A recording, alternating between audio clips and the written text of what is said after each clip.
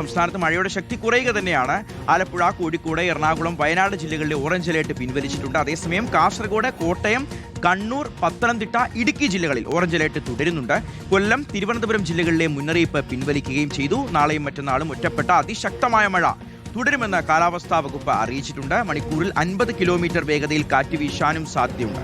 സ്വാന്തന സജു നമുക്കൊപ്പം ചേരുകയാണ്. സ്വാന്തന, അല്പം ആശ്വാസം നൽകുന്നൊരു വാർത്തയാണ്. ഇപ്പോൾ മഴയുടെ അളവ് കുറയുകയാണ്, പക്ഷേ ചില മുന്നറിയിപ്പുകളുണ്ട്, നിയന്ത്രണങ്ങളുണ്ട്, അല്ലേ സ്വാന്തന?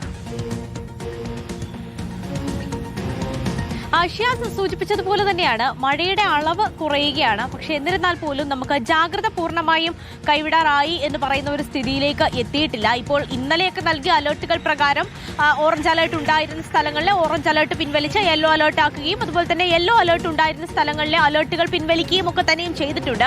പക്ഷെ എന്നിരുന്നാൽ പോലും നാളെയും മറ്റന്നാളും ഒക്കെ തന്നെയും വ്യാപകമായ മഴ ഉണ്ടാകാനുള്ള ഒരു സാധ്യതയുണ്ട് എന്ന് തന്നെയാണ് കാലാവസ്ഥാ വകുപ്പ് വ്യക്തമാക്കുന്നത്. കാരണം നാളെയും മറ്റന്നാളും ഇപ്പോൾ സംസ്ഥാനത്തെ 14 ജില്ലകളിലും മഴ മുന്നറിയിപ്പ് നൽകിയിട്ടുണ്ട്. അത് മാത്രവുമല്ല, അതിശക്തമായ മഴയ്ക്കുള്ള സാധ്യത വിവിധ ജില്ലകളിലുണ്ട് എന്നുള്ള ഒരു കാര്യം കൂടി കാലാവസ്ഥാ വകുപ്പ് അറിയിക്കുകയും ചെയ്തിട്ടുണ്ട്. അപ്പോൾ പൂർണ്ണമായും നമുക്ക് മഴ മാറി എന്ന് പറയുന്ന തരത്തിലേക്ക് കാര്യങ്ങൾ എത്തിയിട്ടില്ല എന്നുള്ളതാണ്.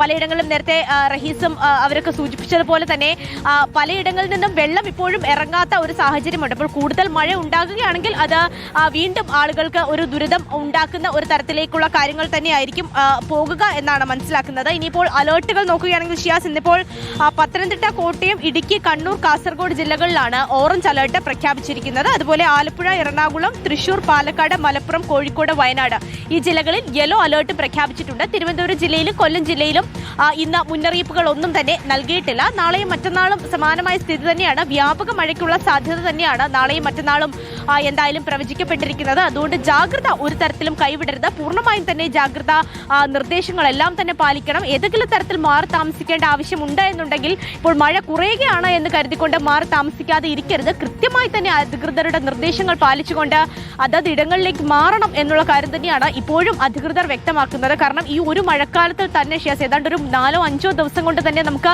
26 പേരുടെ ജീവൻ നഷ്ടമായിട്ടുണ്ട് എന്നുള്ളതാണ് ഇപ്പോൾ ഔദ്യോഗികമായ ഒരു കണക്കുകൾ പുറത്തു വരുമ്പോൾ നമുക്ക് വ്യക്തമാകുന്നത്. അത് മാത്രവുമല്ല, 4ലധികം ആളുകളെ ഇനിയും കണ്ടെത്താനുമുണ്ട്. അപ്പോൾ അത്തരം പശ്ചാത്തലത്തിൽ അല്പം ആശ്വാസകരമായ വാർത്തയാണ്. മഴയുടെ അളവ് കുറയുകയാണ്, പക്ഷേ പൂർണ്ണമായൊരു ആശ്വാസത്തിലേക്ക് എത്തിയിട്ടില്ല. വരും ദിവസങ്ങളിലും മഴ ഒറ്റപ്പെട്ട മഴയാണെങ്കിൽ പോലും തുടരാൻ തന്നെയാണ് സാധ്യത.